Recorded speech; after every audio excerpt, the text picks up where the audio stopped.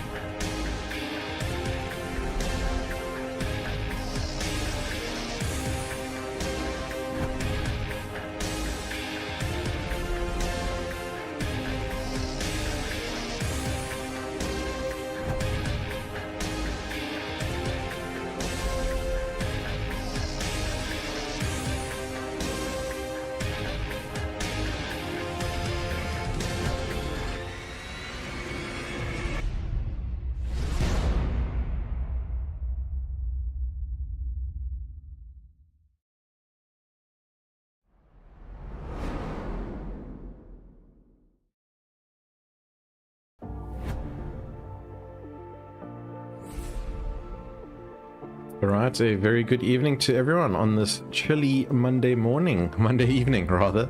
It's Ryan Hill in the booth. I've also got Nick Hodgson with me. Nick, how are you doing tonight?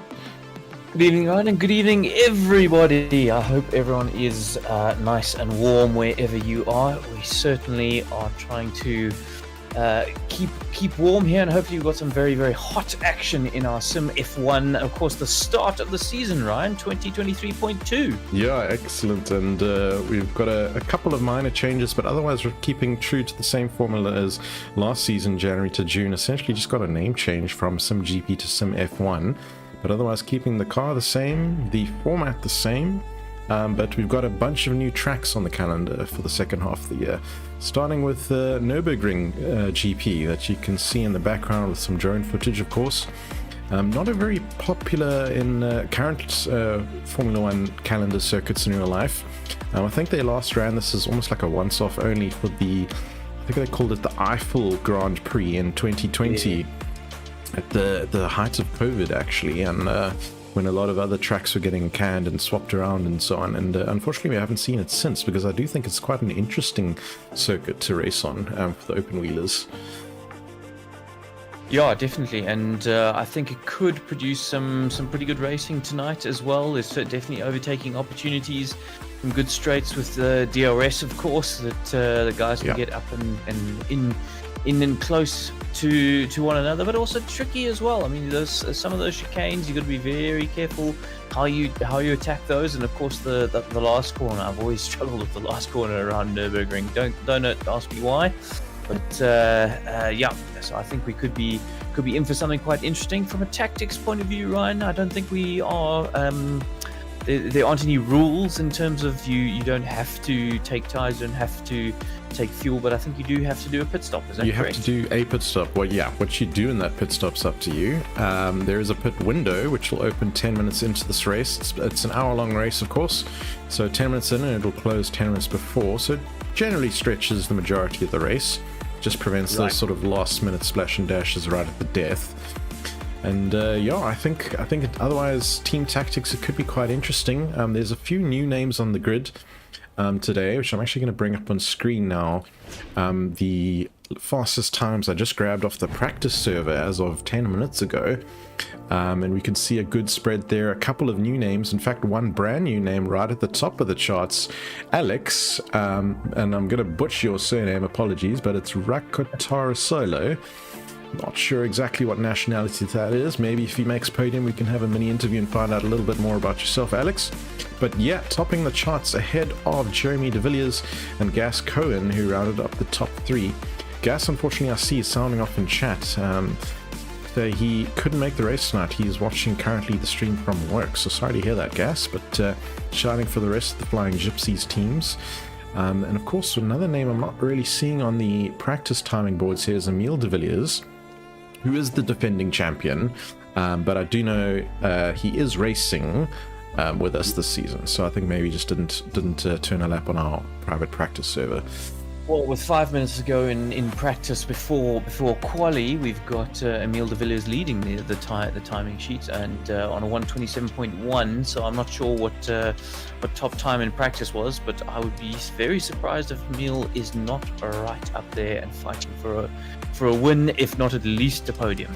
Wow, that is hectic. So let me flick back to the top times in practice. I think, and obviously that was more static conditions, the weather may have differed slightly, but Alex's time was a 1:27.8. I see in the background, yeah, Emile's doing a 1:27.1. So yeah, very, very similar times, but yeah, very close as well, around the top three right now. So it could be quite interesting as well. Another couple of other new names we see on the timing board tonight. We're not going to have a full field. We do officially have 23 drivers signed up, which is a full grid. But obviously with load shedding about, I think we're going to drop about 5 guys tonight, roughly. So we're expecting about 17. So we're almost there. Yeah. We've got 15 on the server. So all right, a couple guys are going to trickle in. I think yeah, the switch between the 6 to 8 p.m. load shed slot guys should be coming on now, catching the tail end of practice and then head into quali. What are we looking like temperature-wise, Ryan, and weather-wise? Oh, that's a good question. So, bringing the weather up on screen for everyone now. So we're looking at a quite a balmy mid to high 20s rather, so 23 to 25 degrees Celsius, light clouds, which means the track has warmed up a little bit from the ambient, 26 to 28. Track condition itself is reporting as optimal, starting at 98 but improving very fast. 20 laps is all it needs to be gaining a percent. Yeah. Yep. And the grip transfer between sessions is 95%. So yeah, I'm fully expecting by the time the lights go green, in fact, probably even within a lap or so of quali, it'll be optimal conditions. Yeah, without a doubt, I'm sure. And you know, these guys have full reign of tire choice as well. I think they have the C1 all the way to C5, if I'm not mistaken, in terms of tires that are available to them. With, of course, the C5 being the quickest of those tires, the softs or the super softs, if that's what you want to call them. You know, I'm seeing a variety of different tires being chosen at the moment. You know, you've got Emile de Villiers, who definitely set his time on the super softs. But then you've got a few other guys at the moment out there on a variety of different things. I see the C4s being used, the C3s. I've even seen a couple of C5s. So I think guys are just putting in a little bit of race practice right at the end, especially while the grip isn't too high at the moment on track. So Emile might be sitting up there pretty on his own right now with his dad in behind him, 9/10 away or 8/10 away. But we could be seeing something completely different in a minute's time when we kick over to qualifying. Yeah, absolutely. It's going to be very interesting. I think the true pace will come out as well. I'm just looking to see if we do have Alex on track yet. Don't see him on track yet, no. Let's see. I think I may have found him. No, okay, his name is on my camera control board, but not seeing him on the timing board yet. Yeah. So I think that just means he's in the reservation list. I've got about a minute left of free practice. I'm just watching on board Mark Hollenbach, currently sitting in P3. Very close time to Jeremy de Villiers at the moment. They could be having a great scrap. Of course, de Villiers Motorsport took the Constructors' Championship, or the Team Championship, I should say. Indeed. Last season, and quite convincingly as well, if I remember. So it'd be interesting to see if Mark and I actually don't know who Mark's teammate is. That's let's see if I can have a quick look at the driver's sheet and find out. So we've got obviously the Gypsies are out in full force this season again, as probably the biggest team. Yes. But we have Marcus for the Track Titans, and his co-driver is Mohammed Dokrat. Okay, nice. That'll be interesting to see how that plays out. Mohammed Dokrat currently 9th, obviously practice, but and I don't think it's done any time on a super quick tire either. But yeah, let's see what we have in about 10 seconds left of practice. So these guys will be finishing up their laps, and we will then click over fairly quickly.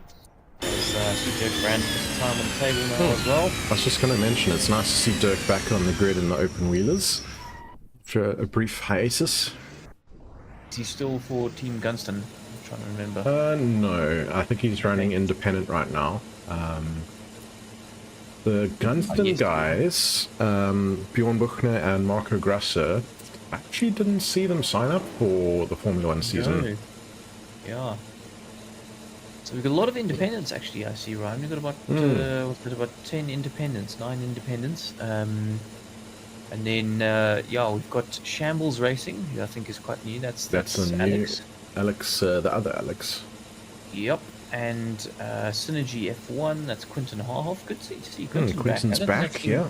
That was a last-minute sign-up. So he saw the YouTube announcement earlier today, actually. And I was like, hey, Ryan, this looks cool. How do I join? So that was in the nick of time. Yeah, well, luckily Quinton's been around, in and around SRSA for quite a while now, so I'm sure he knows exactly what type of driving we expect from these guys. Definitely a gentleman racing league here. We expect guys to give themselves a little bit of room, a little bit of space. If you make a mistake, yielding the position, that kind of thing. It's definitely the kind of behavior we promote and expect from everyone involved here.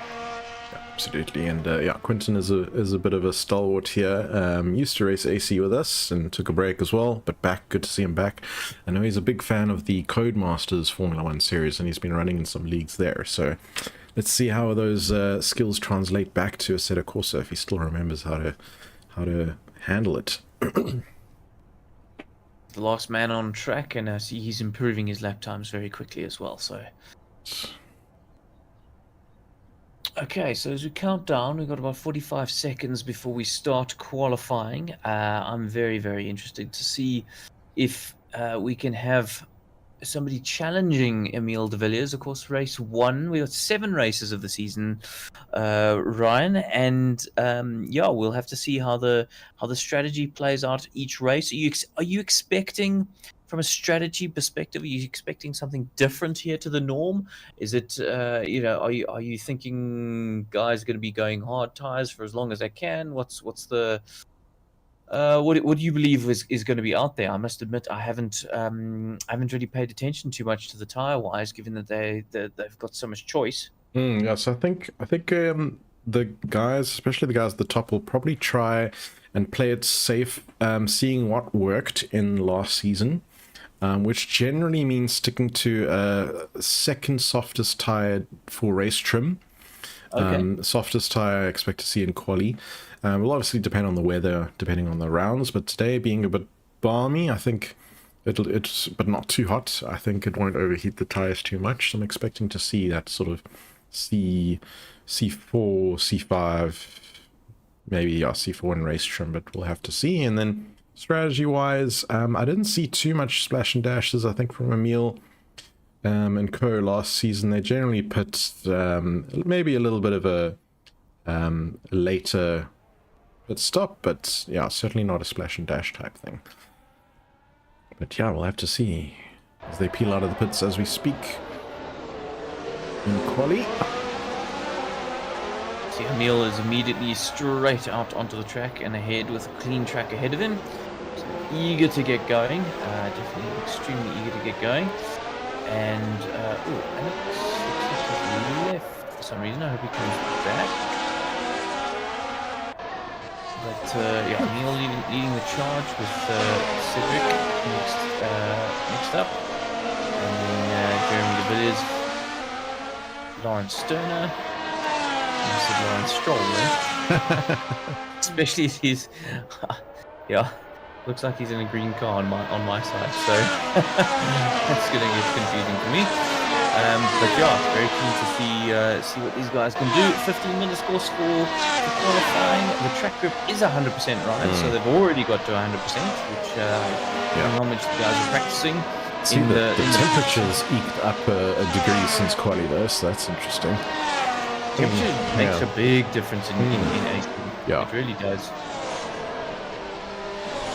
So I could see the majority of the field is out on that softest compound, the C5. A couple of guys out on C4 and C3. So maybe they just will consider that for a lap or two and make a switch.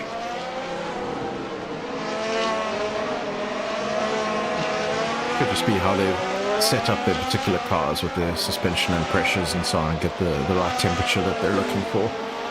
Yeah, exactly. And you could have some guys who want to do a longer stint, out on in qualifying, 15 minutes. They might want to do an 8-minute stint. Where Emile might just go out, do a warm-up lap, a flying lap, and then abandon. Personally, with these short qualifying sessions, I like to do at least one banker lap as soon as possible. You never know what's going to happen with traffic and incidents, or even your own mistakes. Emile looks to be on it really, really early on here. I'm watching on board, given that he's the first guy who's going to be crossing the line. I mean, I do see some leaderboard times at the moment. That's all out lap. So, Emile, big spin, big spin, exactly what you said, Ryan. exactly what you said. So that leaves Corne Breed as the first man who's going to like to cross the start-finish line. Yep. DRS wing wide open as well, just before the chicane, but he also has a bit of a lock-up and goes too deep. Yep. So these cars are quite tricky to drive. They, modern Formula One car, everybody thinks that it's a bit on rails, but actually, when you start to really push, it's it's something that's gonna really bite if you're not careful. You see Jeremy de Villiers setting a bit of a banker time of 1:28.5, expecting that to come down quite quickly. Corne Breed with his mistake is a 1:30.1. It'll definitely improve. Essie Esterhazy is doing well for himself at the moment, up into 4th. But, yeah, I think most people still need to get that first clean lap in. Mikhail Matthews, as we speak, has just put in a provisional P1 with a 1:26.9. That is quick. Extremely quick. So we saw Emil with a 1:27.1, 1:27.0, around there. Okay, so Mikhail really came on last season. He started he started pretty well, and then just got better and better and better as the season got on. So maybe he's really dialed the car in over the break, and looking to mount a serious charge on the championship. But only time will tell. I think he's possibly done with quali as well, because I see he's flicked onto the C3 tire. Parked it in the pits, and so perhaps he's maybe decided that's it. Yeah. Maybe gets back out there and does some extra practice. But that's a considerable margin right now. But we'll have to see. Emil de Villiers sitting in P9, I know, or P9. He's definitely got to improve. As that has been said, Alex R, I'm just going to call him for now, has popped up into P4 as he runs off at the end of T1.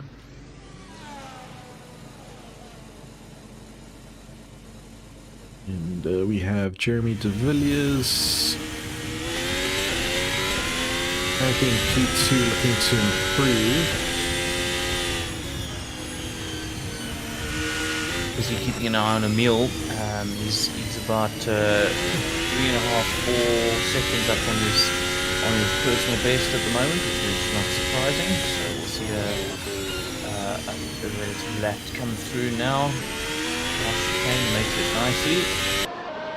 Should get a good lap time here from Emil.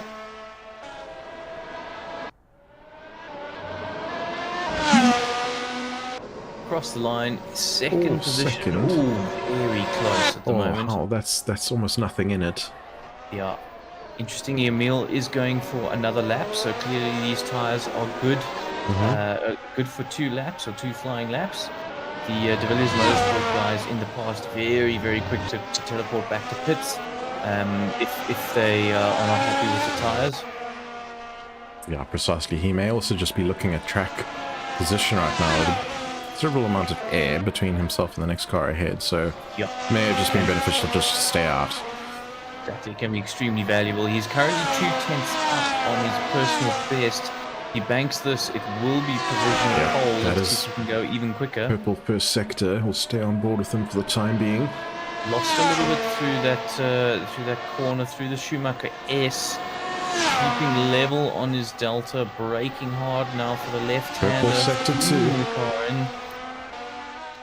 It'll only be just though, looking at his delta. I would imagine still on that 0.1 of a difference. At the moment, it won't be enough for pole. But if he can go quicker through this chicane, critical corner around this track. Very slightly slower on the exit. That's unfortunate. He will probably improve, but only a small amount. Getting slightly wiggly on the way out. It'll be a tiny improvement for Emil. It's a green third sector, so that's where he needs to find some time. Oh, and lots of traffic as well coming into the first corner. Let's see if Mikhail is actually out on track, but he is on the C3s. So he's about to start flying. I'll keep an eye on Mikhail, see what he ends up doing. Just looking at Alex R again, about to leave the pits for another attempt on a C5. Jeremy de Villiers very slightly up on his delta. He's at the sector 1 still, but just about a 10th up on his delta currently. That's I'm misreading. I am misreading, sorry, things hadn't reset properly.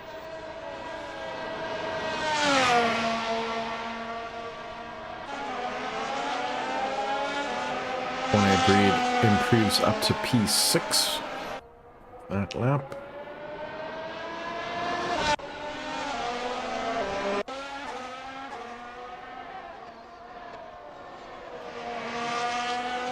Carl Matthews' first sector was half a second down on his quickest, so I think maybe he's just getting comfy with his race trim. And for now, yep. Sorry, I was going to say Quinton Harhoff is definitely starting to find some pace now. He's broken into the 30s, or he's a 39 at the moment, but it's on its way to being a good lap time, and he's finding pace each lap he's out there. So he's currently almost a second up on his best. So I would expect this man to be in and amongst the pack by the time we get to the end of qualifying. So Mikhail's doing about 2.3 seconds a lap slower on those C3s. I really think he's just doing race runs at the moment. Race practicing. That's a lot of confidence to do that and just say, yeah, banked P1. Well, it might not be a banked P1. It might simply be that's the best lap I've ever done. Maybe he's just like, wow, I'm not going to be able to repeat that. Yeah, exactly. Emil currently well off his personal best, so I think he's just lining himself up for a lap, maybe getting those tires into the right window for himself. Jeremy still desperately trying to improve. Gets a good run out of the last chicane. Oh, but runs very wide through the last corner, and that's costing a little bit of time. So once again, charges off down into T1, looking for an improvement and to chase his son down for nicely through turn 1 there. 2.5 tenths quicker through T1 through the Mercedes complex. He's able to maintain that and increase it very slightly, although it gets a bad exit and it ends up being a net zero through the Merc complex. But we'll definitely kind of look to bank this, although has lost a bunch as we rocket down to the bottom of the hill, flinging the car through this right-hander.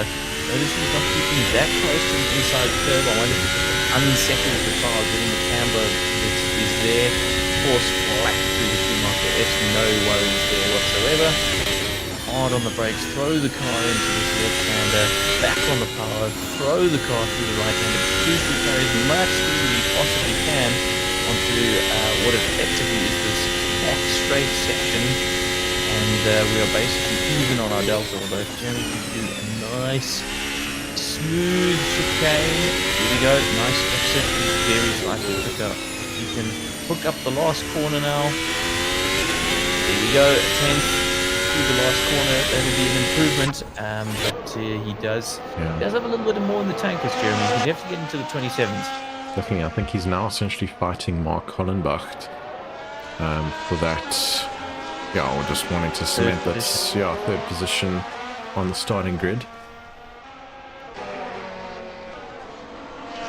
It's interesting, Emil hasn't been able to get close to Mikhail's time again.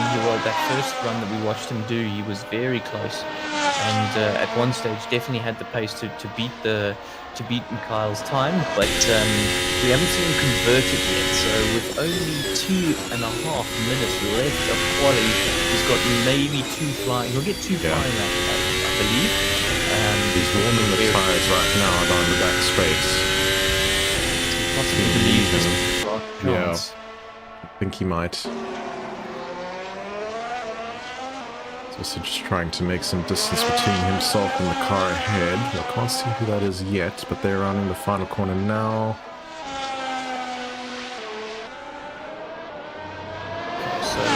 Emil goes on to what would be his penultimate flying lap. He will get 2 flying laps here. Yep. There's something goes drastically wrong. Breaking down hard into turn 1. Doesn't lock up. Notice how he is able to keep the car nice and smooth. Entering the Merc complex. Using quite a tight line and running the car all the way out wide. Then throwing the car in and keeping... Look how tight he keeps through that section. And giving himself the best possible run onto this straightaway, and then through the left-hander with these cars just sort of gearing down rather than braking particularly hard. And then back on the power, right-hander is quite awkward, currently even on the delta in this corner. Once again, same as Jeremy, putting it fairly far away from that inside curve. I can see exactly why. That's the kind of thing that's going to throw the car right off. It's a 10th up. This would be enough pole if he can convert it. Let's see if he's got the nerve to do it. Oh, lovely. Great exit. There's Kane on the back straight here. Yep, absolutely brilliant there. And I'm just hoping the traffic ahead doesn't get in the way. You should be alright. One's peeled off. Oh, stay out of the way. There we go. This could be pole. This could be pole. Stunning. Great imprise. Oh, yeah. He does it with about, 200ths in the bank. Yeah, very, very well done. So 2/10 of a second almost now ahead of Mikhail. But do remember that Mikhail seems... I don't know too much about his race strategy, his practice strategy. It does seem that Mikhail's putting a lot more emphasis on race pace. So let's see. And I would not be surprised to see Mikhail using the C3. Ryan, you were speculating the C4 is what you were expecting people to use. Let's see what happens with 10 seconds to go. Just looking for somebody who's on a quick lap. Jeremy de Villiers going through the Merc complex and trying desperately to chase down Mark Hollenbach. Yeah, he's down 20.2 on his best. I don't know, this is going to be an improvement. Ooh, nice little gain through there. There's definitely time on the table. Watching Jeremy now, he will hook up a corner and there's time to be gained here. Yeah. Getting on the power early, is that going to benefit him? Definitely. Look at that. He's now back even with his belt. So he's gained that 2/10 back. Now he needs to really capitalize through the last sector and see if he can make this all stick. Absolute full commitment through those 2 corners, through that what is effectively a large chicane, and it's paying off. Look at that. He's now 0.15 up on his delta by the time he gets to the chicane. Throw it in here, Jeremy. Give it everything. Oh, gave it too much. Yeah, he's cancelled that lap. So who have we got? We've got Essie. No, he's parked it. Raymond Duggan's parked it. So that is qualifying. Just quality. Yeah. So we have Emil de Villiers on the front. Mikhail Matthews lining up just next to him on the front row. Mark Hollenbach and Jeremy de Villiers filing out the second row. I'm going to go to a quick 30-second ad break. Nick?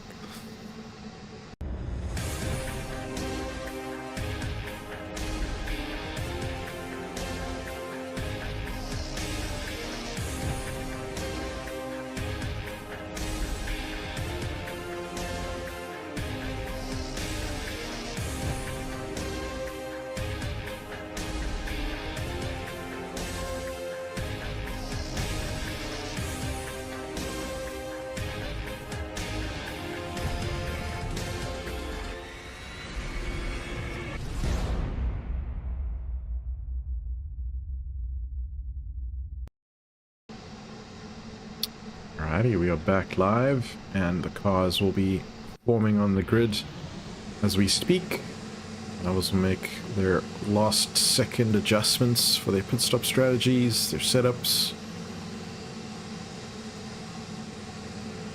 Quick shout out to everyone in chat again. Thanks for joining us tonight. How's it, Sam Hesketh, Hardest Boyser, Kiro, Johan van der Merwe? How's it, guys?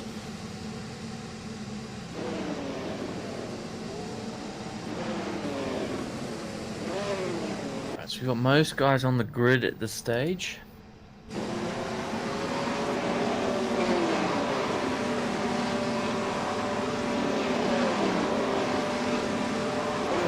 10 seconds to go. Everybody got lights. 10 seconds. Red lights are on. Lights are off, away we go.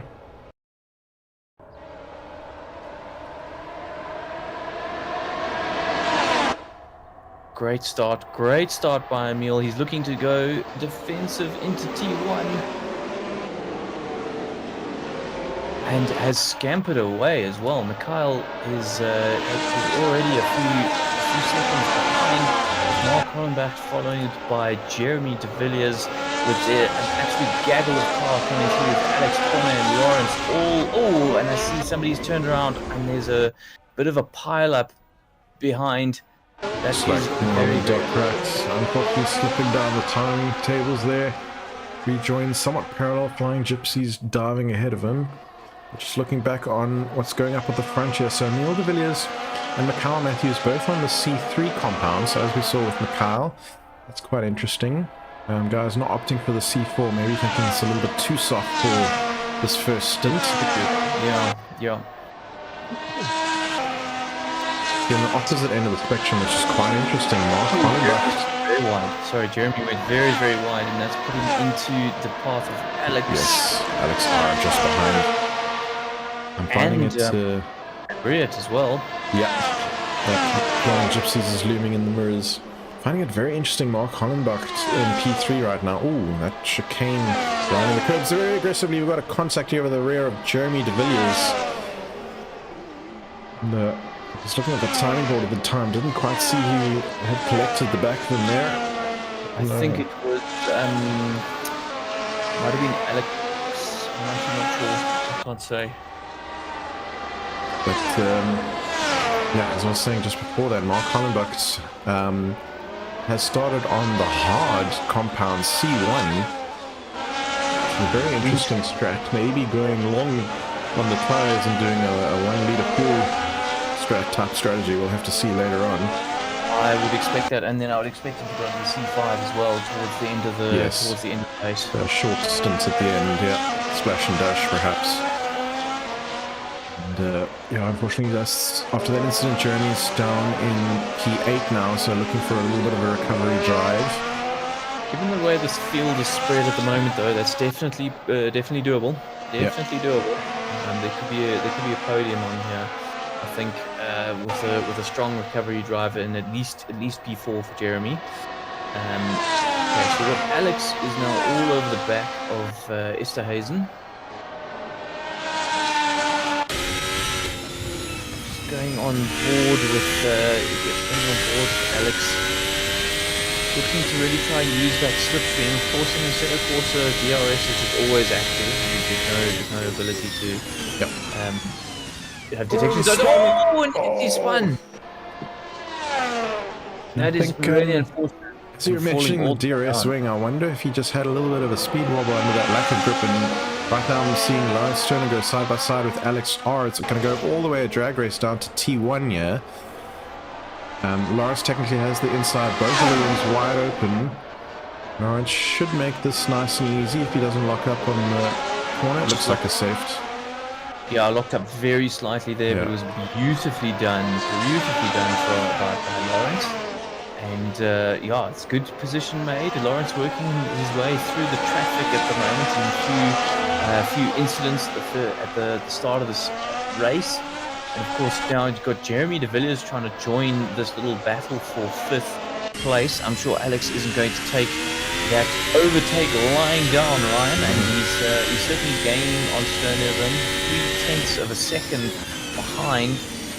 Ooh, looking to try and follow and get a good run here. I imagine he's going to be trying to line a pass up before the chicane. But let's see what happens. Falling back very slightly, possibly through to due to following. Alex is in a bit of a pinch here because Jeremy de Villiers has come rearing up on his bumper whilst he's trying to attack Lawrence Stone in front. So this could be quite an interesting, also a little bit of a DRS train here. Emil de Villiers running at 29.1 and Mikhail Matthews running at 29.3. So remember, Mikhail is on the hard tire. What is Emil on? Emil is currently on the C3. And Mikhail's on the C5, is that correct? Mikhail C3, Sorry, C1. yeah. Oh, they're both Mark Hollenbach's on the C1. Ah, right. Okay. I'll fill you in on that change that Mark Hollenbach is doing when he comes around again. Fortunately, I've also just seen Ryan de Azevedo had left the server temporarily, but I do see he's back in the pits. So perhaps some sort of mechanical issue going on there and trying to rectify. What it's done is it has put Quentin Harhoff up into 12. I saw he was running 10th at one stage. It just shows you what running consistently can do in a series like this where the cars are so unforgiving. They are incredible to drive, but when something goes wrong, it tends to go wrong in a big way. So just keeping it on track is often extremely rewarding from a positions point of view. As Jeremy is definitely gaining more on Alex than Alex is able to keep hold of Lawrence Sterner. Lawrence, using his experience, he's been, of course, racing our simGP, simF1 series for many seasons now. See, everyone just running quite wide through that right-hander and onto the back straight. Mikhail Matthews setting the fastest lap of the race at 28.8. So that's extremely quick from Mikhail. Looking to try and gain back on Emil de Villiers. Mark Hollenbach, our hard tire runner, is doing a 1:31, so there's quite a big difference in pace there, Ryan. Absolutely, so we'll have to see if this was the right call in about 20-30 minutes time, and hopefully you can hold on to that last podium spot, because Corne Breed is just a second to 2 seconds down the road from him and attacking in a softer compound.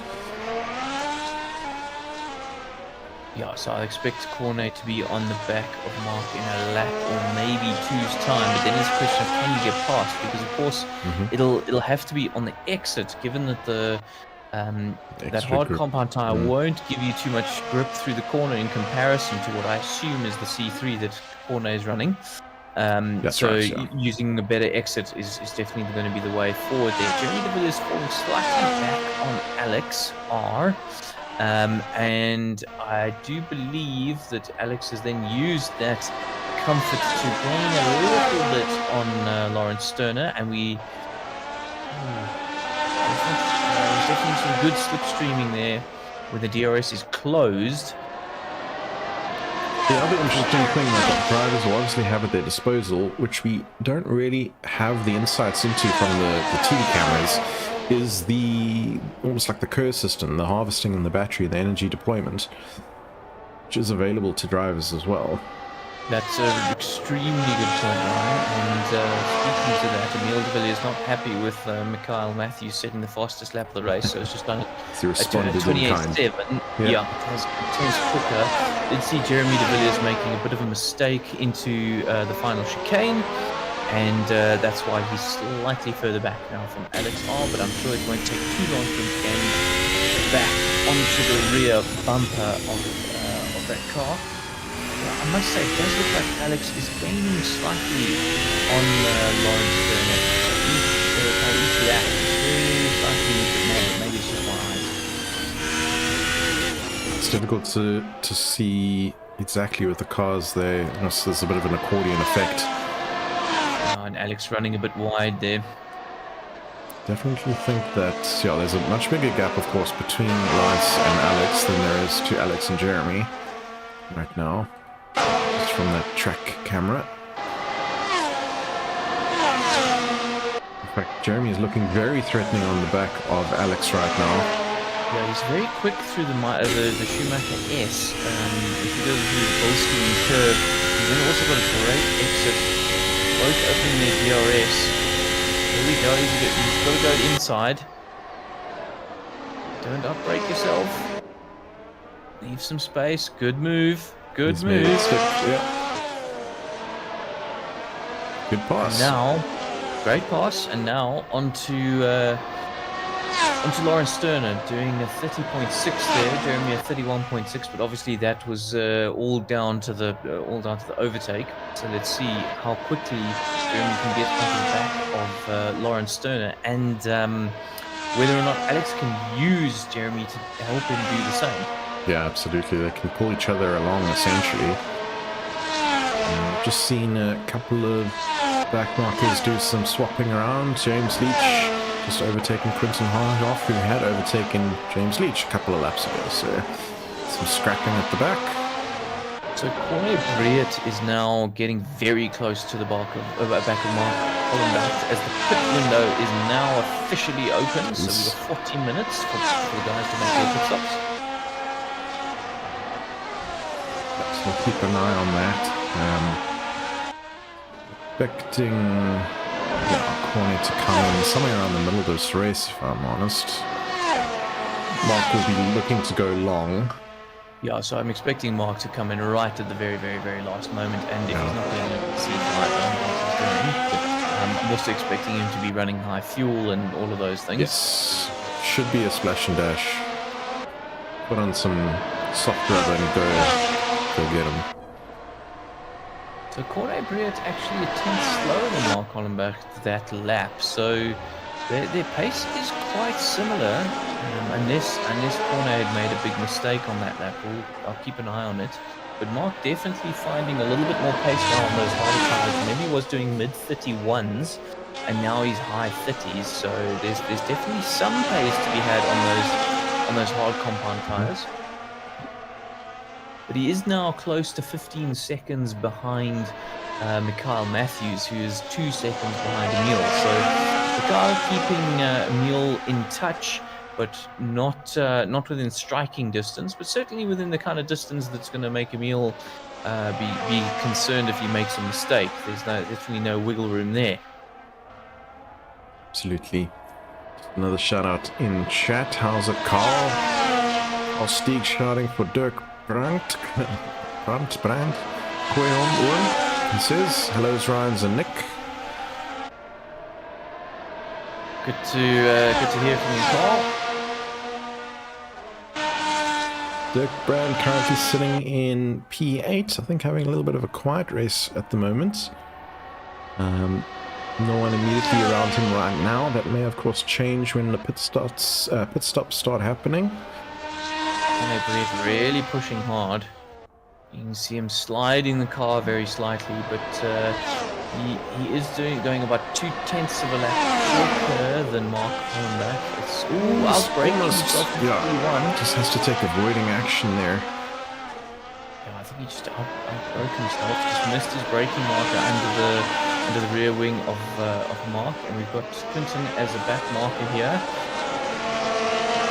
Very squirrely on the accelerator there, Corne. I think he may have warmed his tires a little bit too much, and that's giving Mark some breathing room. It's one advantage of the hard tires is that you're just not going to overheat them much, so you should theoretically be extremely consistent on them. That is true. And any little mistake is not going to punish you for laps afterwards. Where the softer the tire compound, the more that's likely to happen. As I see, Jeremy de Villiers is now 1.2 seconds behind Lawrence Sterner, so we'll keep an eye on that as well. Just a little bit further down, I jumped onto Raymond Duggan, yeah, and he's on a softer compound to Mohamed Dokrat in front. So this is a battle that's developing here. I see an off-track reported for James Leach. Going safely. Mohamed Dokrat, of course, is Mark Hollenbach's teammate, so they both running hard then. Team strategy. Yeah, it seems that way. Mohamed just on a slightly softer compound, the C2. Mark C1. Okay. That's much. Interesting. He's slightly, similar strategies. Corne Breert looks like he's making a... Oh no, there's been contact between Corne and Mark Hollenbach. Corne is now waiting for Mark. Yes, I must have felt that was his... a little bit of traffic. Dangerous place to be waiting, but they've now lost quite a few positions. Jeremy Villiers looking to try and effect a overtake on a back marker as well. They luckily were able to all navigate their way through. Jeremy has been promoted back to 4th position and is looking to take 3rd position. Oh, as he dives down the inside. Squeezing it in there. He grabs a bit of curb as well, but there's so much traffic here now. Yep. Almost 2 or 3 wide there at one point. Very brave move. I know it was on a back marker. I know he's desperate to get onto Lawrence Sterner, but that's really put him back now. Seems to have threaded his way through that pack of cars. Those tyres won't be happy with him, no. That much for free. Emil and Mikhail Matthews, 1.6 seconds now the difference between himself and Emil. He's brought that down by about 4/10. Just keep an eye on that as well. We do have a bit of a train now for fourth position. Absolutely, that little incident has brought that sort of upper mid pack so close together. And Jeremy, Villiers, Mark, Hollenbach, Honeyberg, Alex are all in the mix now, fighting for P4. So if I had to take a guess, I think what happened was Corne Bria just got too close to the back of Mark, coming out the Schumacher S, and just tapped the rear. Because when I went on board, I just saw Mark Hollenbach pointed at me when I was on board with Corne. Oh, here we go.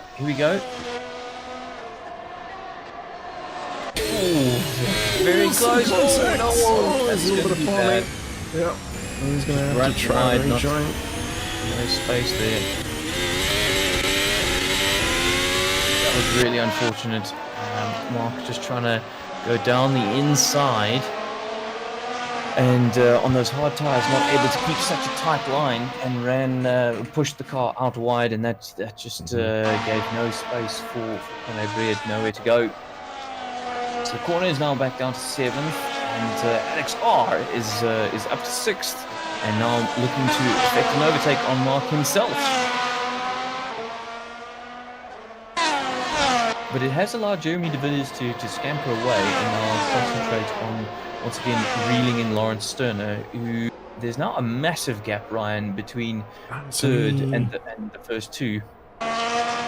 Yeah, I mean, Lawrence's gap to Makar, I think it's like 13 seconds. Jeremy to Lawrence, last time I checked, was like 3 or 4 seconds. Which is not big in the grand scheme of things.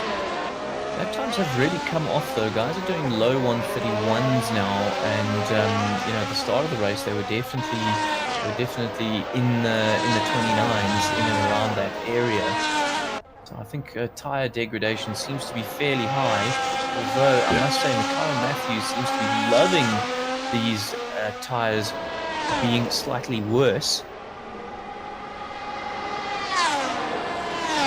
because he is definitely gaining in on Emil as they just navigate a little bit of traffic quite easily. Neither driver gaining or losing from that one particular back marker, but the gap is now down to 1.2, 1.1 seconds, a 29.3 for Emil, a 29.1 for Mikhail. So he's taking a tenth or two out of Emil basically every lap here, and with the pit window at 31 minutes. 41 minutes obviously left of the whole race. These guys have still got a way to go before they come in for their pit stop, which I'm expecting both of these guys to be basically halfway through the race, right? I agree. I think I'm expecting them to come in at the halfway mark. Just going with the medium compound tyre here. And, Alex is really close behind Mark now, coming into the last corner. He gets a good exit here. This could help.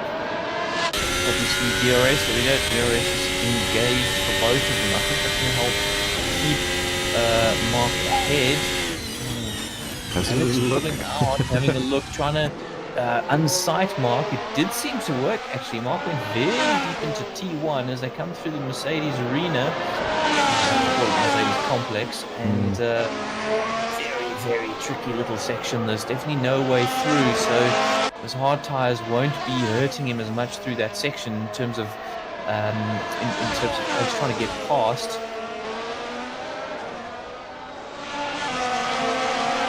It almost feels like Alex is being slightly unsighted following so close to Mark. Yeah, I think so. He's got to watch out, essentially, on the back of this train here. Corner Breach, I think, is also at the back of this pack. Alex ran very wide through and that's love. Cornet to get past, although Cornet runs wide himself. So through the Schumacher S, Alex was just a little bit too aggressive, didn't quite take the correct line, was suffering with tyre degradation. I'm not quite sure which. Had to back out of the throttle then, not to spin around, and Cornet said, "Thank you very much, I will have that position." Ooh, 3/10 now between Mikhail Matthews and Emil de Villiers. This really come down. I think Emil must have made a slight mistake. And now Mikhail's all over the back. This is, of course, for the lead of the race. These guys are absolutely on fire. Their pace is so much quicker than anyone else on track. Both these guys doing sort of low 29s, where the rest of the pack is kind of 30s, 31s. So these guys are really showing how these cars can be driven. Oh, and makes a mistake. He clips the curb, I think, and just lost the traction. Yeah, he won't lose the position. He'll get back on track. The battle has absolutely ruined his tyres and likely ruined his race. Unfortunately, going to be 6 seconds back, 7 seconds back now. Did well to keep it out of the wall, fortunately, so no damage. But yeah, not diving into the pits. Staying out there for now. Speaking of in the pits, I think I saw Dirk dive into the pits. Dirk Burns. He may have been out already, so that was a super quick stop. I wonder if he got just unsighted, Mikhail, by the suddenly running in the high downforce of in the wash. The turbulent air, yeah. Turbulent air that wasn't quite used to, and his high downforce suddenly disappeared. Very possibly. Especially with the DRS wing open. And yeah, that dipping a wheel onto the curb at the wrong time. Cornet Priet going into the pits now. Okay. Let's see, currently on the C3. Expecting him to probably stay on that tyre.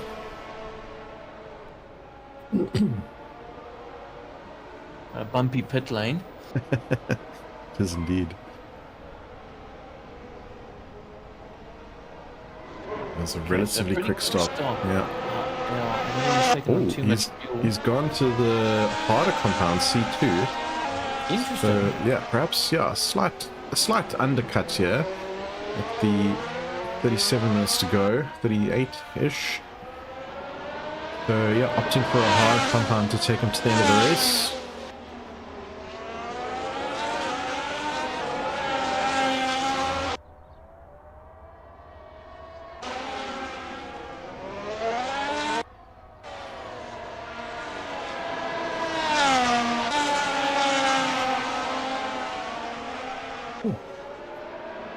I'm seeing Jeremy de Villiers has caught up quite a bit of ground to Lawrence Sterner right now, battle for P3. Yeah, 6/10 of a second between them. To the chicane. So remember, these guys were battling, and then something happened. I think Jeremy got out of control. There was something that happened and put him quite far back from Lawrence. So he is recovering. I mean, he is recovering from that incident right at the start of the race. But given the pace that Mikhail Matthews and Emil de Villiers have shown, I'm not sure much further than third was on the cards. Although we have seen Mikhail make a mistake. So you never know what's gonna happen. Lawrence going very deep in there, outbraking himself this last Jeremy closed up heavily. Just clipping the inside curb there means he couldn't get on the power as early as he wanted to, and the gap kind of stays at 4/10 of a second for now. Oh, there's another lockup. Lance almost squeezing that door shut. I think Lawrence really struggling with his tyres right now. Pit windows, 25 minutes, 26 minutes to go. 36 minutes left of this race, so these guys will be really struggling on these tyres by now, I would imagine.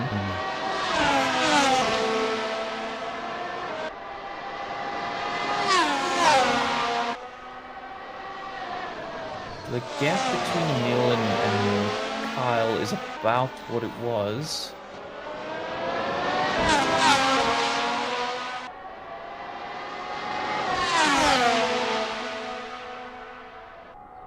Ooh, And Jeremy, Neil just working his way through some traffic as well. a little wiggle there just before the chicane. But has slotted back in as they're around the final corner. He gets a better exit. The wings will snap open. Lawrence running really defensive. Yeah. Clearly feeling under pressure at the moment. Neil trying to go around the outside. He's going to get the inside line for this corner. Oh, careful, that's going to be a closing door. Oh, Lawrence has made a mistake and there's some contact. Yeah. Ah, it's unfortunate. And he has ultimately promoted Jeremy back up into P3. Lawrence does manage to get going though. What are these guys going to be carrying some damage on their cars? Especially that damage. front wing of Jeremy's now, and this will be the rear wing of Lawrence. Gonna see if it's slightly crooked on the live stream or not. He also has very slow lap, and I wonder if it could be navigating back markers. Ooh, Raymond Duggan very much in the middle of the track at the moment. He's compromising Neil and Mikhail about the same. But I don't know if it was navigating back markers, but Mikhail gained about a second on him that lap, or half a second on him that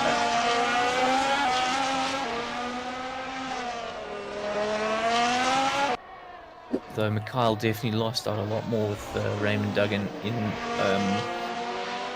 in the middle of T1. Mikhail's about 2 seconds off his personal best, whereas Emil's only 0.8.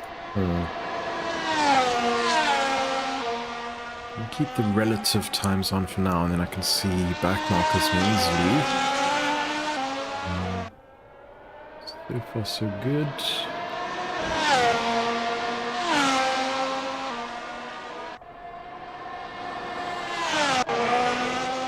Guys are starting to spread out a little bit at the moment. We've got Alex R, Mark Hollenbach. Of course, remember, Mark is on those hard tyres.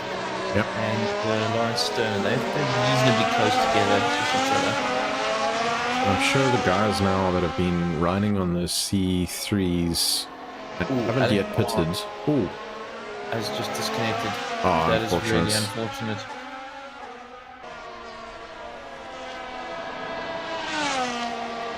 That is really unfortunate for Alex. Could be a load shedding thing, or yeah, not sure.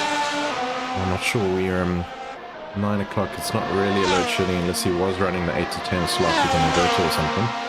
Mark is all over the back of Lawrence Sterner right now. And then Mark's on the harder tyre than Lawrence, so Lawrence must be really struggling with this. With the tyre deg, and Mark, which we assume is running much longer than everyone else, is with 22 minutes of the pit window, is definitely coming into his own. Fuel burning off, hard tyres not suffering as much degradation as the softer tyres.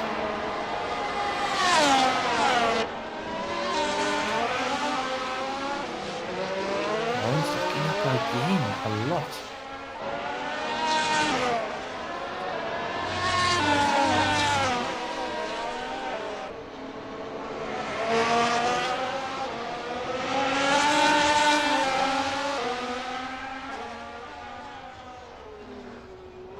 I'm wondering now, these guys on the C3, including Lawrence Sterner, their tyres may be at the limit now. I think they are. Especially if they've been involved in some incidents, having excessively worn the tyres out. Mark Hollenbach pushing a bit too hard behind Lawrence, locking up. And it gives him a lot of breathing room as they go into the Schumacher S.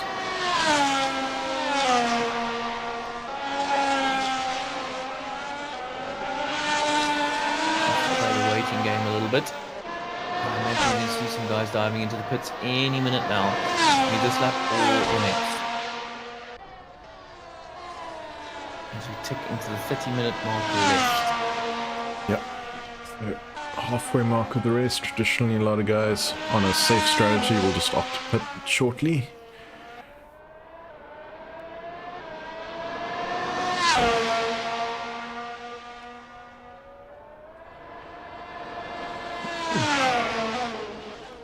The top 1, 2, 3, 4, 5 guys have not yet pitted. Cornet is the first position in P6 to have pitted.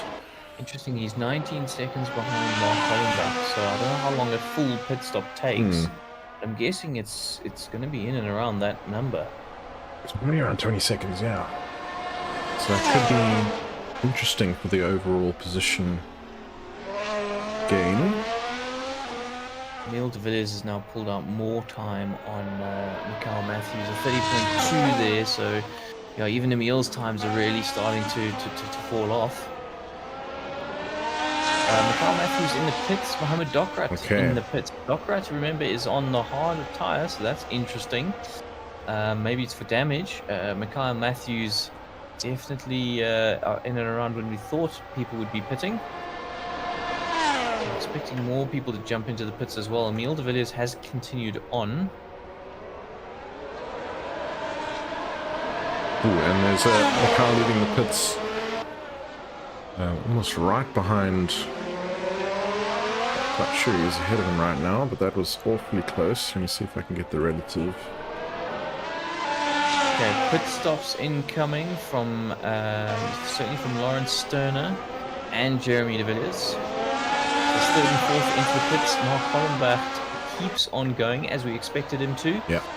And it takes on third position for the moment. As Jeremy de Villiers pulls to a stop as well, Lawrence Sterner just behind him. Both drivers in that battle pitting at the same time. And Jeremy's going. Lawrence is still parked but going now, so very similar stops. Jeremy is joining into traffic. I think that's Cornet Breed. That's for position into T1. This is what we're looking at. Yeah, Cornet has just managed to keep ahead of Jeremy here. And he's on the harder tyre, isn't he? He's on C2. Correct, Cornet's on the harder compound. Jeremy's opted to stay on that same C3. Sterner? Has Sterner stayed on C3? He's also stayed C3. Yeah. Emile is in, yes. Race leader. And out. And out. Also opting to stay on the C3 compound, that medium tyre. Not surprising. Seems to be working for him.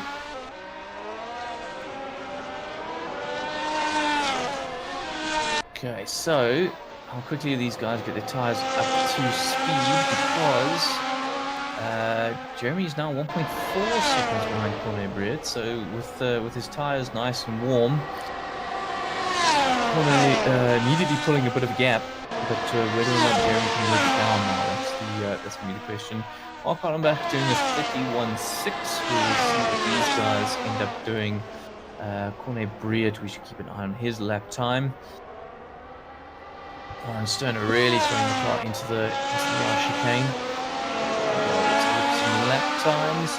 Cornet Breed a 32.2, so Hollenbach is pulling a gap on Cornet. Interesting, because Hollenbach is on C1. Yeah, the hardest compound. Cornet. Old set of hards. Yeah. New set of not quite as hards. I mean, when he did leave the pits, he was obviously fighting Jeremy, so may have just lost some time there. Although he has pulled a gap now, actually, and Jeremy is now under threat from Lawrence Sterner behind.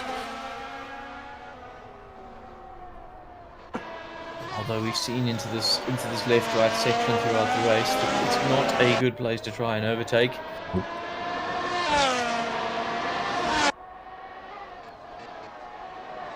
But if you can hook up a good exit here and then run through Schumacher S close behind, you might be able to slide up the inside. Because there's no DRS here. So the draft is actually worth even more in this little section. It's true.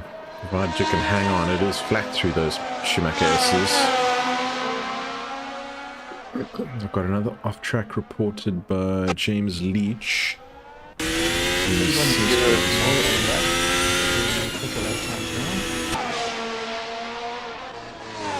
How many is James on? Oh, we're not counting. Sorry, what's that? Off tracks. How many is? I'm not sure. I think that's either his first or second. I've just caught it on the tower. So Jeremy Williams and Lawrence Sterner are very slightly quicker than Cornet Brett. We're talking a tenth or two. So at the moment, it looks like Cornet is playing a bit of a blinder here going on to these harder tyres, which presumably should last longer. Remember, we've seen these guys on C3 really struggling The tail end of that stint, absolutely.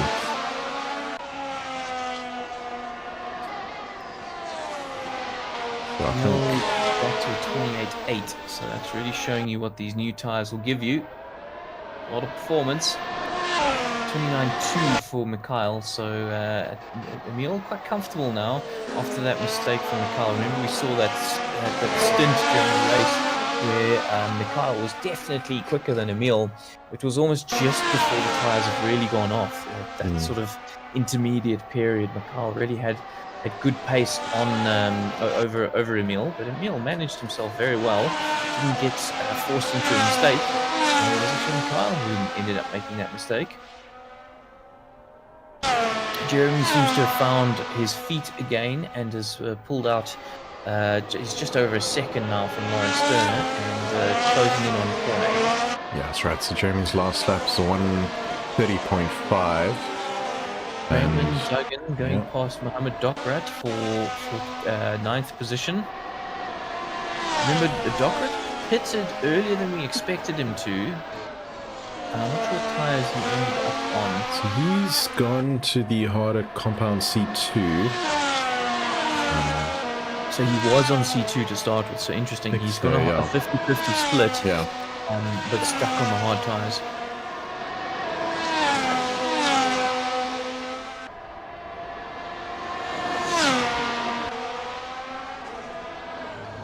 Another 28.9 there for Emil. And Dokrat's reported off track. Hoppington now he's pulled off right to the side of the track. What is going on? Yeah. Maybe just had a... Safely rejoined somehow? Yeah, he's rejoined and got going again. That was strange. Just caught the tail end of it. No other car in sight at the time, so he may have just had a spin by himself. We have seen the Schumacher S catch a couple people out. Possibly This rode the actually- curbs too aggressively or something. Yeah, could be. This gaggle of Breed, De Villiers and Sterner is going to be catching him quite quickly, I believe. Given where I think he's going through the chicane now is Dokrat, so Yeah. going to be some traffic for these guys to navigate their way through.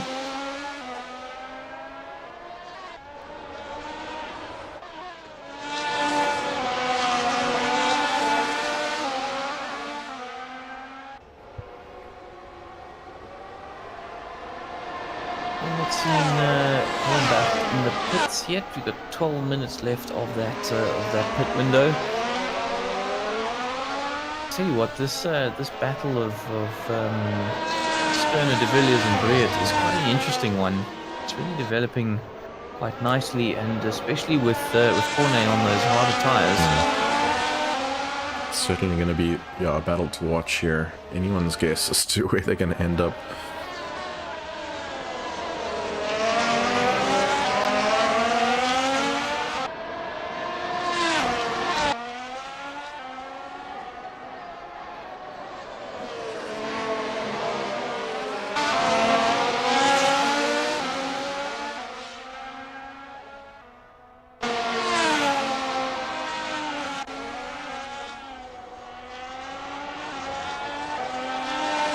Still waiting on Mark Hollenbach to come into the pit.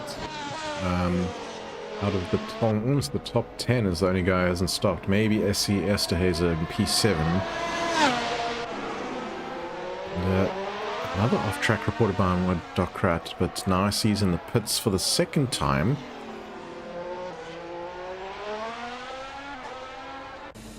And stationary for quite some time. Maybe he's repairing some damage. Following that off earlier.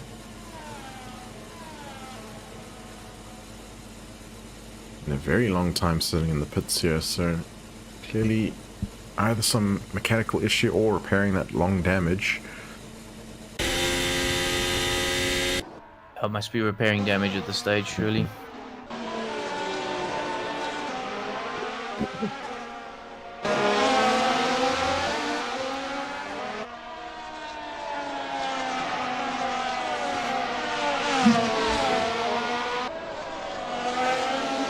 Just goes to show these cars really aren't easy to drive. We've seen a lot of mistakes up and down the field. In fact, the only guy we haven't seen make a mistake yet is Emil. Yeah, it's true. He's kept his nose clean so far. Okay, 10 minutes left of that pit window. Right, we need to see Mark come in and Essie come in. Everyone else should be done. I just hope they don't miss the pit window. That would be disastrous. Yeah. Which, of course, we've seen in some of our other series, particularly last season when the concept of a pit window was still a little bit new. Yeah. And remember, we are running a GT3 series and a GT4 series, and a set of course Competizione, as well as our simF1 season in Assetto Corsa. Everybody's keen. Mark Hollenbach is in the pits. He is in the pits, and he's out the pits as well. So he's going to join behind Lawrence Sterner. He has gone for a softer compound, but not as soft as we would have thought. It's only the C3. Oh. Not the C4 or 5, so yeah, interesting. Maybe perhaps, yeah, the C5 I don't think would have gone the distance. That's too soft. That's more quality tire, but I'm surprised it's not the C4 here. I would have thought the C5 would have lasted 10 minutes and you'd be pitting right at the end. This is very early for me. I'm extremely surprised. Maybe it's trying to affect more, go not quite as quick as a C5, but go almost as quick as a C5 for longer. Maybe that's his thinking, but so we're only waiting for one more pit stop, it looks like. Yeah. He hasn't pitted right at the death of the window. There's still another 8 minutes to go, so maybe that's his justification. Jeremy de Villiers really closing in on Corday Briet now, only 0.3 of a second between them as they went into the full-speed curve.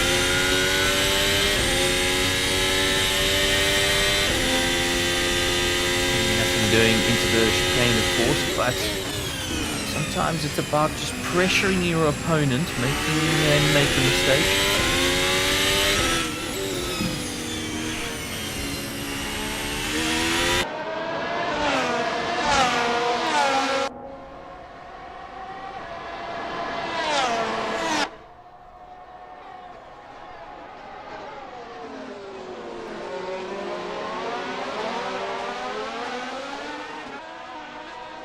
Sure why there's a vote going on. That's interesting. Of course, will not pass.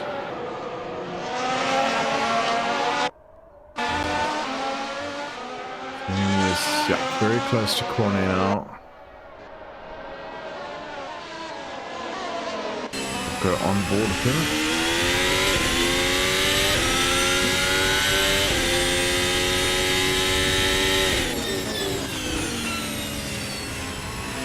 Slightly different lines at the bottom of there, just for the Schumacher S's.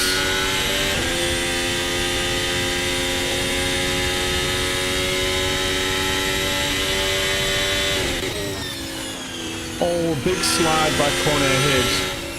And that's brought the gap right down. I almost think Jeremy needs to back out of that to avoid coming into the rear contact. Definitely, and it almost looks like he overcooked the Bilstein curve as well. And that's obviously tightened Lawrence Sterner up behind as well.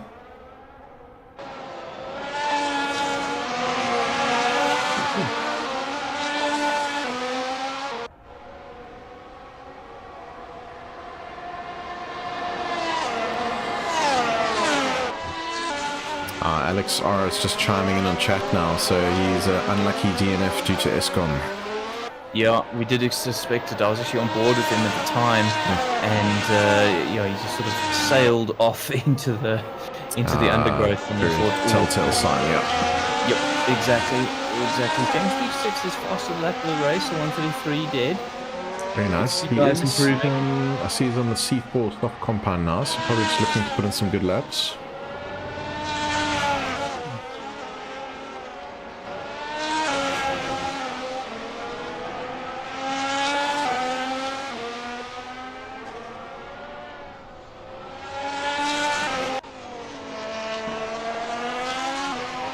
Jeremy's really able to close up on Cornet Briet, but so far able to progress much further than that.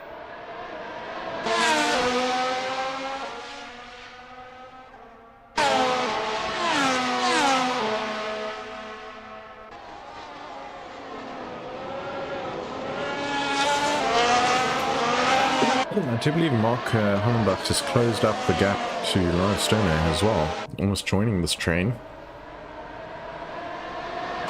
Yeah, so remember, of course, Mark pitted last, so his tyres will be freshest. Yeah. And he's doing the 30.6, which is the same as Jeremy de Villiers. Oh, Jeremy is so close to Cornet now. 2/10 of a second, under 2/10 of a second. These guys are really battling hard now. And that is pulling Sterner in as well, as you say. And Hollenbach is going to be joining. It's going to be a four-way battle before we know it. Esterhazen finally pits. There we go. That's all of our pit stops done within the pit window. 4 minutes left of the pit window. No one pushing it right to the end.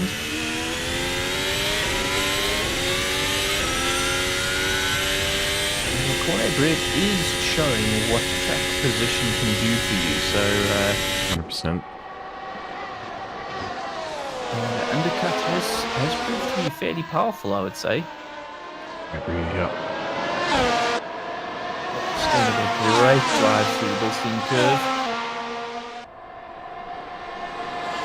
These guys absolutely flying towards La Chicane. Vidal Chicane.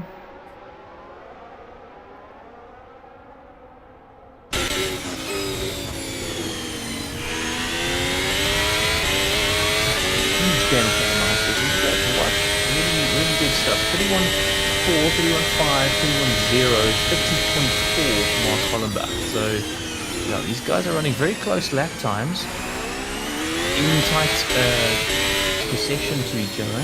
Yeah. And now it really is a four-way battle. Mark Hollenbach is half a second behind Sterner. So Cornet Breed is definitely the cork in this bottle. The harder compound tyre, but he's still managing to keep the pace required.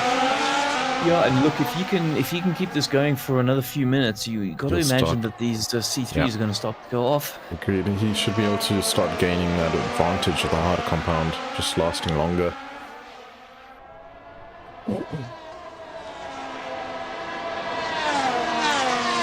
Jeremy's quite used to being sort of the meat in the sandwich, but we've now got Sterner playing that role as well, so he's now going to have to watch his rearview mirror and try and attack Jeremy. A bit of a wiggle there from Mark. Absolutely, yeah.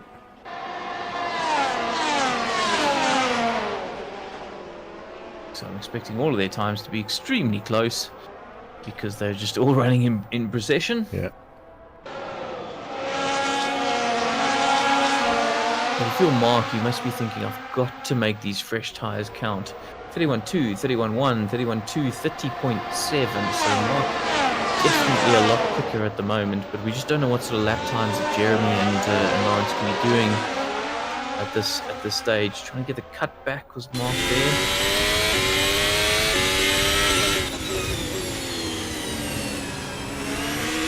Tight. Running quite wide on the exit there. Track limit says that's okay. Possibly the first sign that these tyres are going off slightly. Yeah. Never know. Not sure what sort of tyre life to be expecting here. No, don't do that! How on earth did that not go badly? That was a huge dive from Mark. Wow, that was.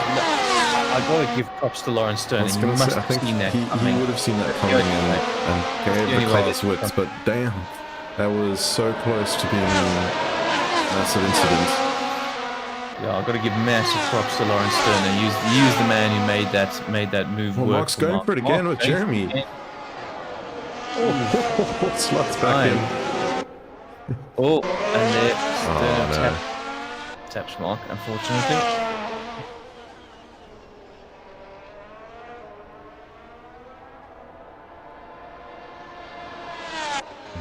James Leach unfortunately disconnecting. And yeah, so on board with the mark, that's another de Villiers car. Is that Emil? He's just pulling out the way for. Yeah, it is. Emil goes through. Big puffs of smoke into T1.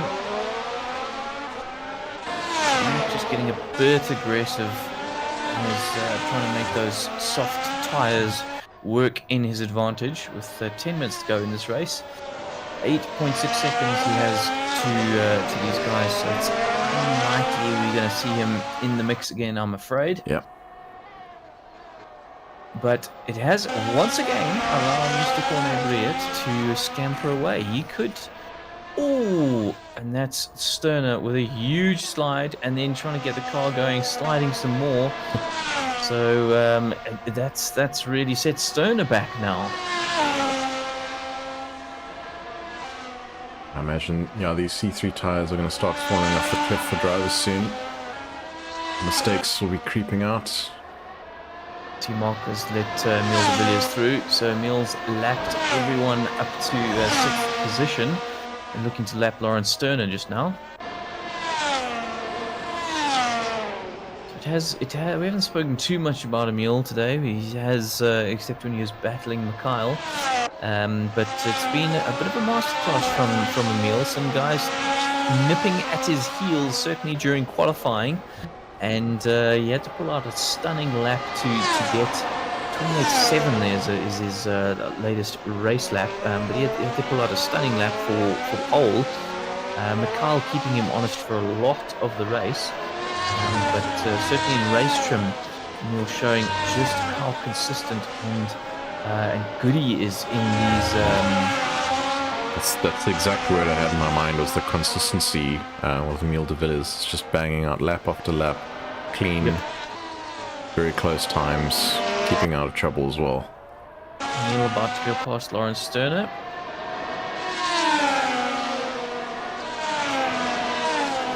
Makes the move.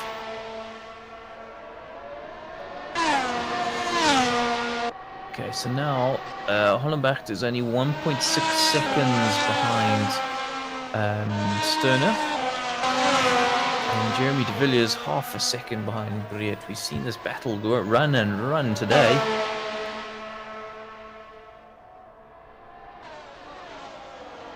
I mean, speaking of consistency, Cornet Briet must be said has been extremely consistent on these hard tyres.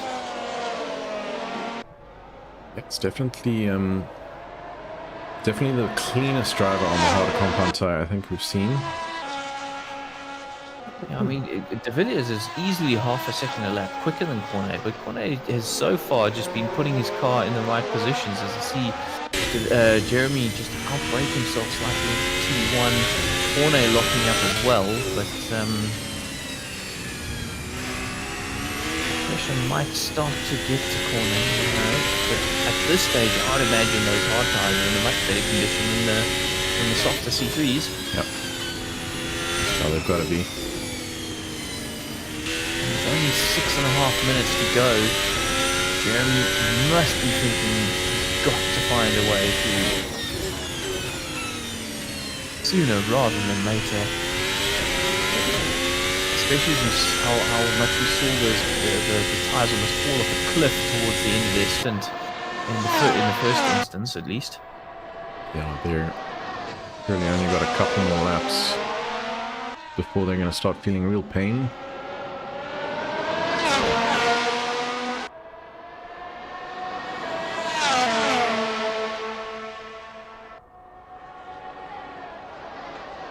Hollenbach has now got the gap down to just below a second to Lawrence Sterner. So if he's learned his lesson from the first time, doesn't absolutely dive up the inside from nowhere.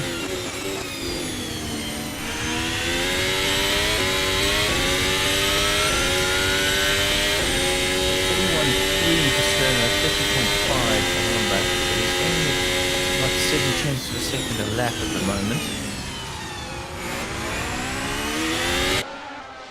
And so we've probably got about 4 laps left of this race or so, depending where Emil de Villiers is on the track.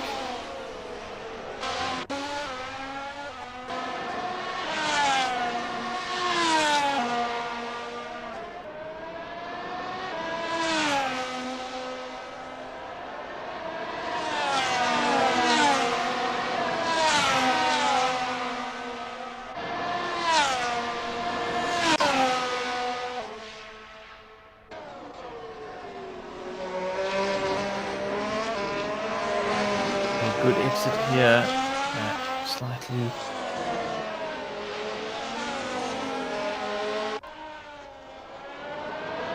Slightly spinning his wheels was Mark on exit, and then wasn't quite able to make the counter low. Now Bilstein's got a great run on Lawrence. This is his opportunity. Goes for the inside. Lawrence tries to pick it on the outside. Oh, guys, that is... I feel like Mark got out of that a little bit. Lawrence is having none of that. He backed off just in the middle of the chicane almost. Yeah, definitely under pressure here. Lawrence T1 Mark's having a look, but it's way too far back to have a dive. Lawrence aggressively clattering that curb. That would have been a big ascent into turn 1. A bit wide. Compromise and the time back. Jeremy de Villiers still all over the back of Cornet Bridge, but unable to find a way through. But also isn't making rash dives, which is great to see. Finding his time, finding the perfect moment. Cornet certainly reminding me a little bit of Alonso here and making his car as wide as possible. Yep, sticking to his line. Hollenbach all over the back of Stoner through the Schumacher S again. Are we going to see a move up the inside? No. Very close racing. Good to see. No. It should be better. Bilstein and that, I'm afraid. Villiers 2/10 behind Cornet through the chicane. Wow, that was close. And Jeremy's got a mule behind him now. And how much does he yield knowing that they're fighting for that coveted third podium position? Doesn't want to lose a lot of time yielding to Emil in theory. So theoretically, if you could let Emil through and not lose time on a straight, Yeah. you could then potentially try and use Emil to help you through on Cornet. Yeah, that's true. Get a little bit of a draft as well. But it just depends on how they plan this. If they're in some sort of team's comm, it could be Jeremy sitting in one room, Emil in another, and Jeremy's busy shouting to Emil. It'd be really interesting to quiz either Emil or Jeremy on now. What's the racing setup like at home? Are their rigs right next to each other, or are they in different rooms? Are they in comms? Oh, Hollenbach just past Stoner. No. Yes, Oh, just. yes, Going just. in, no, that. Oh, my goodness. How did they both make that stick? But Hollenbach has worked his way past Stoner. Yeah. And has immediately driven straight away from Stoner. Oh, I'm trying to looking go at- around the outside is Jeremy at Yeah. the last corner.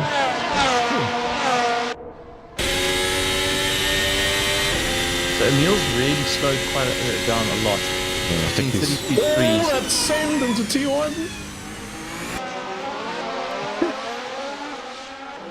And it worked. It did. It definitely worked. Colin must have seen it coming because he didn't shut the door because that would have made a collision. That was a hell of a send.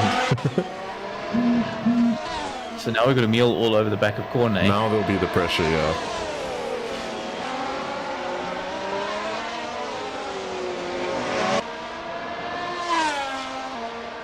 A little twitch there from Emil. Don't go there. Oh my goodness. That is super brave, Emil. Goodness, making an overtake there. Oh, no, run wide has Cornet. Oh no. I think he was just a little unsettled with that maneuver. And that certainly dashed any hopes of coming back at P3, I think. Yeah, 10 seconds left in the clock. Are we going to get another lap in? Possibly. Where's Emil on track? No. This will be it. This will be the last lap. Emil lapping everybody except for third and second.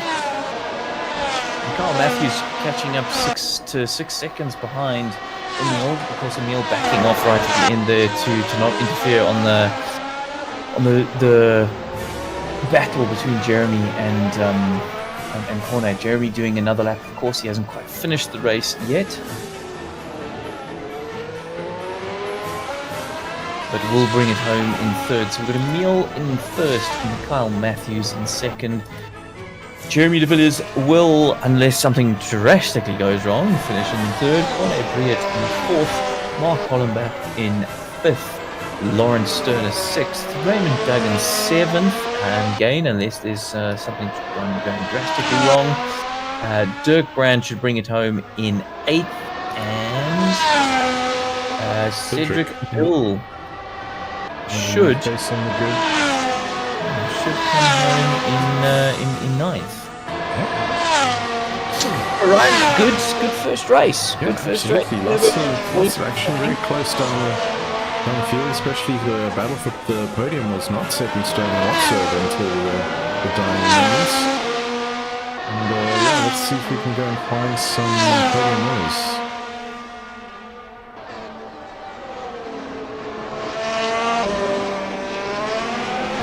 We won't find Jeremy just yet. He's still completing his lap. He'll be coming across the line in a couple of seconds. But yeah, very interesting race. Clearly, it's quite difficult to overtake in these cars, especially with DRS being available to absolutely everybody. It's a set of course thing. We're trying to do anything different here. But yeah, it certainly makes overtaking just down the straights quite difficult, and you got to run very, very close before you're able to make a move. Always got to pressure the guy in front of you into making a mistake, and then capitalize on that. So a lot of cat and mouse, which was great to watch. But yeah, interesting and entertaining first race.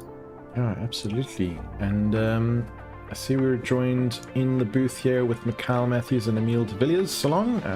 Possibly expecting Jeremy to join us in a sec, but Mikhail, we'll start with you. Congrats, P2.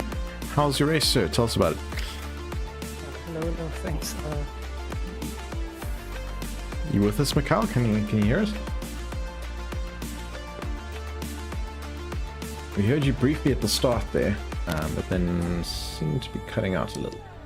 Let's jump to Emil then in the meantime. Emil, congratulations, P1 for race 1 of 2023.2.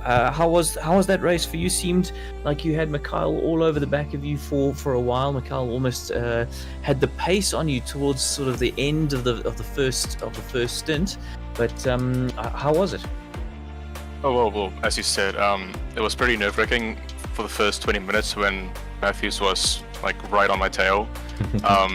Was quite difficult to keep him away, but I think the mistake he made a little later made the gap a little bigger, so I had a chance to just easily coast away. But honest, it was stressful at the start, but a good race for me. I mean, even qualifying, we saw Mikhail put in an incredible time really early doors, and you were chasing it down over the course of quali. Did it have you nervous at all? A little, yes. I mean, I knew Matthews was going to be fast, but I wasn't really expecting that. Well, it was certainly really entertaining to watch. I mean, the two of you were clearly in a class of your own today. The lap times that you were both putting in, the car itself, really difficult to drive, or have you got into a groove with it? You're doing very, very consistent lap times as well. But is that just a result of a huge amount of practice, or do you just have the feel of the car? What is it about the car? I feel like it's mostly practice, and also with the new 2022 car compared to the 2018 one we ran last year, it's a lot more stable, especially on high-speed corners. So it's practice, but also the car helps a lot with it.